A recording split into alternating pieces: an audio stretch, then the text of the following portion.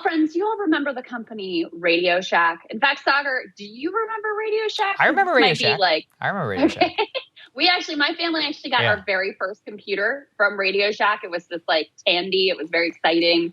It was like maybe the end of the 80s when we got that. Anyway, RadioShack has been on a long, slow decline. And they got bought up by a group that, is turning around the number of these distressed retailers that have basically been decimated by the internet economy.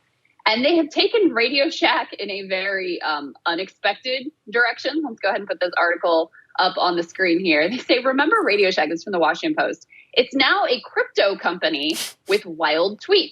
They go on to talk about, I'll read you, by the way, this is not going to be a family-friendly segment because I am going to read you a few of these tweets. But basically, they've turned it into a decentralized crypto exchange platform that allows users to swap coins or tokens. I don't really know what that means, but they say their token called Radio is worth about a penny. So that's what it actually is.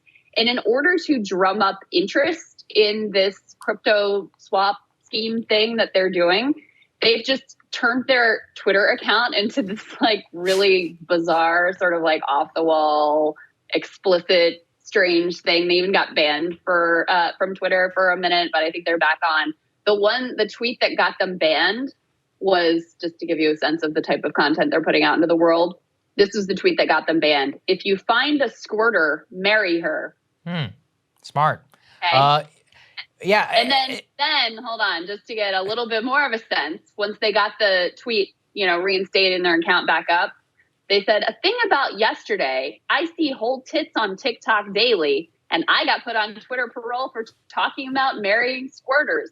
Elon Musk, when we making moves, fam? The new generation of Twitter is here, and I'm going to champion TF on it for you. So anyway, that's what they're doing. If this is what society has come to, maybe? I don't know. Yeah, I mean, if this is what society has come to, I really don't know. I think we should just pack it up, folks. 100 years ago, RadioShack was started. Now it's being sold as a decentralized token platform, making funny, like, bussin' Gen Z level jokes. I don't have a lot to say. It's just shocking. It's funny, though, because, it does actually represent the fact that crypto, it represents, like, the precipitous decline in crypto right now, because clearly this deal was done when prices were sky high and 700 billion or so had not been erased, and now this is really all they have left, because all of this talk of swapping tokens and all this just sounds like utter nonsense in the current moment, especially with the prices where they are and with people having lost so much money. So I guess all they really do have left is edgy tweets, which are really not even funny. And it's a sad commentary also on the legacy of the US economy, because RadioShack was a great brand. I mean, beyond the idea of the internet economy, it was like a centralized place for people to buy equipment, and not just consumer electronics, but really harkens back to when people would try and fix stuff themselves and less prepackaged things. It was a lot more of like the American ethos of being able to fix your own stuff, about repairing things, about building things really at home. And we've moved completely away from that in the current consumer electronics market.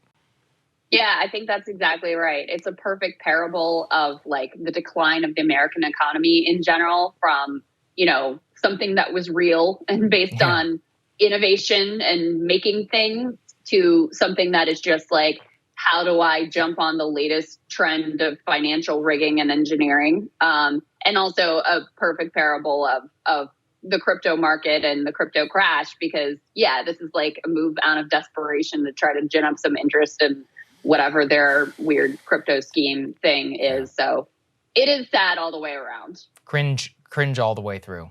Okay, guys. Indeed. We'll see you later. Cable news is ripping us apart, dividing the country, making it impossible to function as a society, and making it impossible to know just what is true and what is false.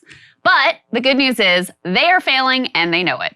That is why we're building something new, a new mainstream, a healthier one, something more trustworthy, something that we are going to need in one of the most pivotal times in American history. We are building up here for the midterms, for the upcoming presidential election, but we need your help. So if you can help us out by becoming a premium member today at breakingpoints.com, we're trying to change America for the better and the entire world. So what are you waiting for, guys? Go to breakingpoints.com and sign up and help us build a new mainstream.